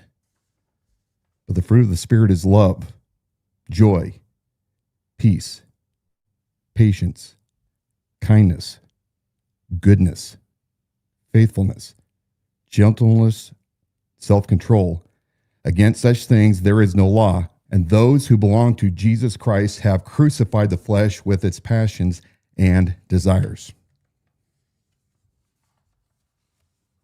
The question is, as you look at the fruits to tell whether or not you have ravenous wolves in sheep clothing inside your congregation, weigh it out against the scripture. We're all sinners. We all fall short. I fall short many times. I don't follow all those fruits of the Spirit myself on a consistent basis. But when you are the head of the church, when you are calling yourself the president of the Kootenai County Ministerial Association, and you come out and you are flagrant, when you are cavalier, you don't tell your followers immediately. Aaron Barnard, shut your trap. Stephanie Fetzer, shut your trap. Sarah Bailey, shut your mouth, especially you, since you are on staff. And instead, you preach a sermon about your own child that has publicly stated and you admitted that you wronged her. What parts of the fruit are we seeing here? I see a lot of decay. And remember, I know it sounds really arrogant, but, people just need to know the kind of weight that he has in the community. Let's have a couple conversations back and forth with our chat, and then we don't really have a lot more unless you have something. We'll have a few discussions, but I think we've kind of run this one through, and we need to leave it with people to ponder what's been said. I did want to add the comment by Tom Gerl, Gerl. One of them here is getting cut off. I can't even read. It was so verbose. It kind of truncates here in our software. But he's been, I'll bring that back up in a second. He's been very vocal about this since the release of Danielle Van Noy's statements. Mm-hmm. It seems he's got something he's trying to protect, and it's shrouded in, hey, let's just look at both sides. Nothing can be proven here. And he was raising earlier in the comment thread, are you sure you just don't have a vendetta and that's what this is about? He was making those comments even as Alyssa was sharing her story. But just to know, for everybody there in the comment thread, for full transparency, he has been actively commenting throughout as these events have unfolded over the last week. Well, let's take Tom at face value. If he truly is just asking this question, whether or not I'm just using this as an opportunity to hate the church and all this stuff. The reason why I'm doing it is because there's cowards like you. Cowards that refuse to hold people accountable in your very own church, if that's where you go. Cowards that won't be reasonable to stand out and say, I don't know what's true or what isn't. Spirit, guide us. We will go through the proper motions. And look, if there is a repeated pattern of false accusations like we saw years ago, not too long ago under certain administrations, then, yes, we become weary. We become skeptical. That is good to do, but it's not up to you. It's not up to you or you with no background in investigations, no law enforcement. You're not part of the judicial system to tell any of us what is true and what isn't. That is why we have the rule of law in this country. And the rule of law can't be superseded by whatever your church theology or your doctrine is. Catholics, Tom goes Mormons, he goes on to Protestants. Say he's just asking because he's asking regardless of your attitudes, he's referring to Paul Van Noy. He's a solid, outstanding teacher of the word. Mm-hmm. That matters and weighs in his defense as it should. Jim Jones was a master as well. Are you that stupid? You don't think that people can, and I don't know what Paul's heart is. I don't. I can tell you what I see on the outside and I can call it out. And I don't care what any of you say about judging. We are to call people out by their fruits. But there can be two people living inside one body, one that does very bad things and the other that creates this persona, this alternate person that helps soothe whatever it is that they're doing wrong on the other side. I'm not saying that about Paul, but I am saying that there are many people that are gifted actors. Why do you think Jesus says on the day, the great day, people are going to come up, Lord, we prophesied in your name. We did all these great things. Look at the hungry that we fed. And Jesus says, get away from me. I never knew you.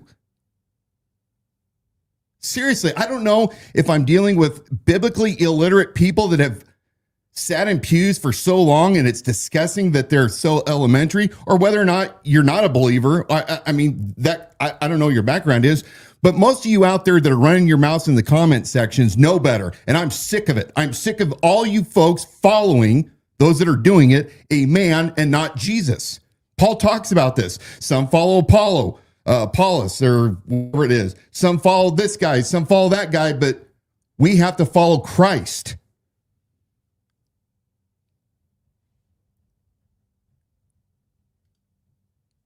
Those of you that are fathers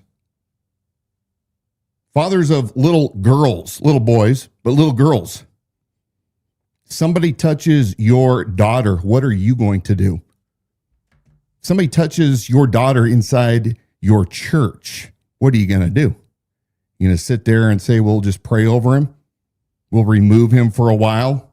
We'll take him out of whatever ministry that he's involved in. I have to tell you and I'll make it as quick as I can, because I'm going to tell you the reaction, a normal reaction by a father if somebody inappropriately touches his daughter in any way. I don't care if you want to start classifying touch, over clothes, under clothes, how often, I don't care.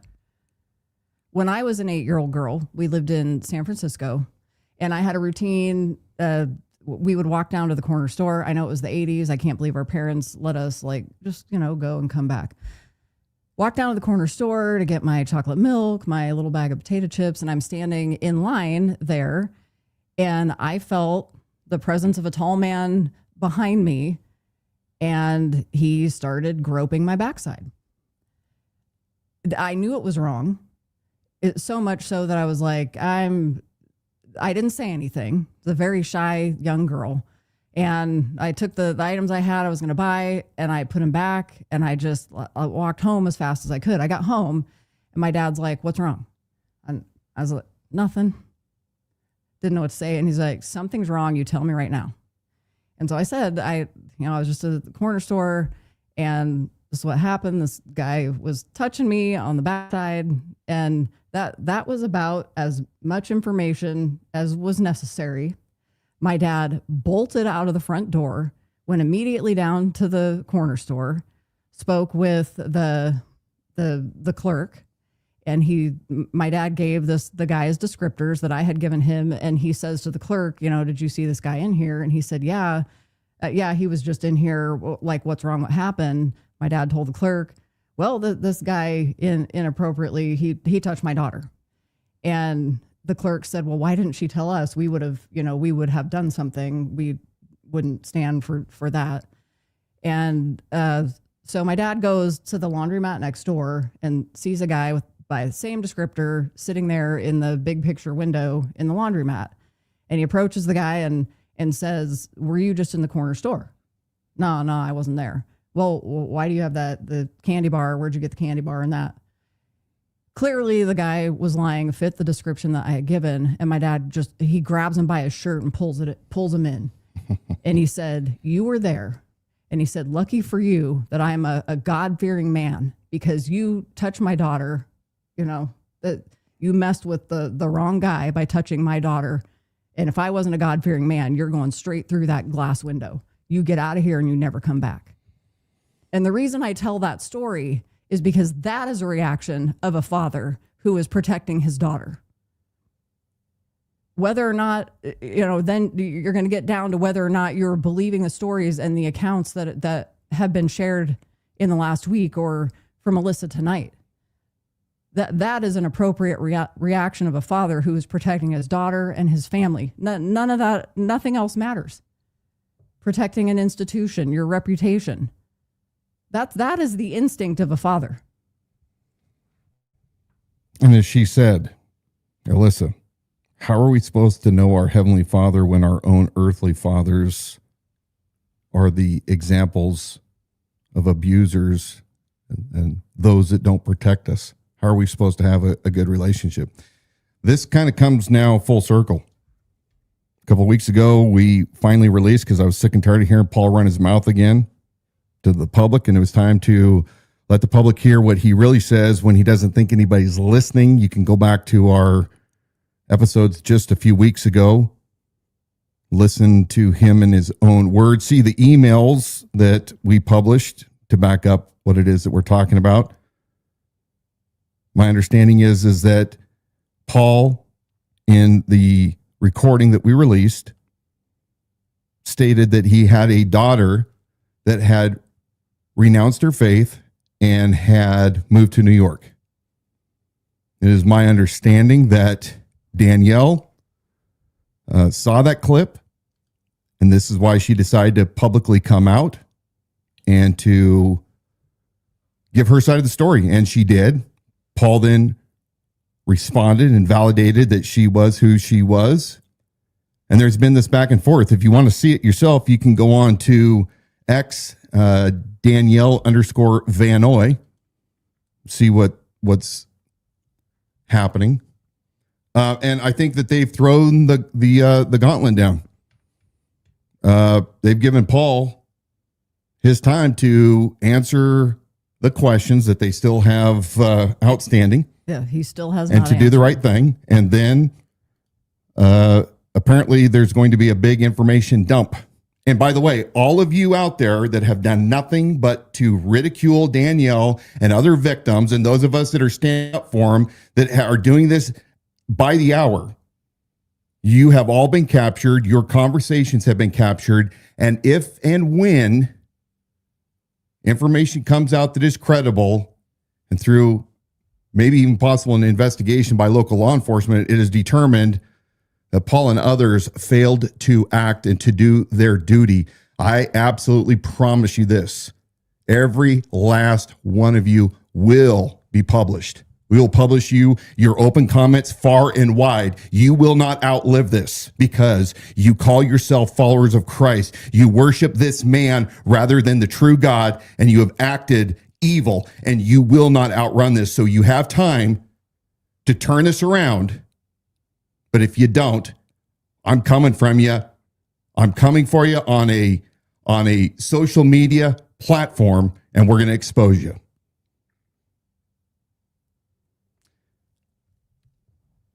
If you have experienced similar things to Danielle and Alyssa at Candlelight or any other of the churches right here in Kootenai County, reach out to us. We want to hear your story. As I said on the campaign trail, one of my hot topics that I wanted to immediately go after: all human trafficking that takes place in our community.